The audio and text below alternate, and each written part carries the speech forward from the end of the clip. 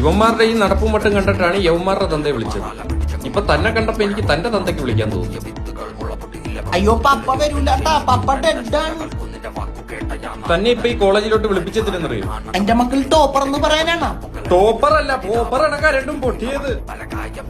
എന്റെ പൊന്ന് പപ്പ ഇവരിപ്പോ പഠിപ്പിക്കണമെന്നില്ല, ഭയങ്കര ഉറപ്പാണ്. ആ സാർ ഓട്ടോമാറ്റിക് പഠിപ്പിച്ചിട്ട് കീറിട്ടാല കൊള്ളാല്ല. തനിക്ക് ഇവന് എത്ര പേപ്പർ ഉണ്ടെന്നറിയോ?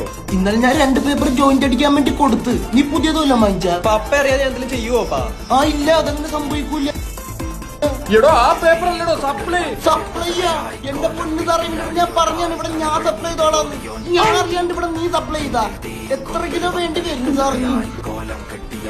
മച്ചാനെ ഞാൻ ഇവിടെ കഞ്ചാവിടുന്ന് ഉത്ഭവിക്കുന്നതെന്ന് അറിയാനായിട്ട് വിളിച്ചു വരുത്തിയത് ഇപ്പൊ മനസ്സിലായി. എന്നാ മച്ചാനെ നമുക്ക് മഷ്റൂം എടുക്കാം, അത് ലീഗലാണ്. മച്ചാനെ ഞാൻ പച്ചിലോട്ട് ജീവിച്ചോളാം മച്ചാനെ. മച്ചാൻ തെറിച്ച അപ്പൊ എന്റെ പിള്ളേര് വൈബല്ലേ വൈബേ. അപ്പൊ വൈപ്പിനി വന്ന് സാറിന് നീ എന്ത് ചൊറയുണ്ടെങ്കിലും നമ്മ വിളിച്ചാൽ നമ്മ വിളിപ്പുറത്തെത്തും. അപ്പൊ അല്ല മച്ചാനെ, മച്ചാൻ തെറിച്ചു.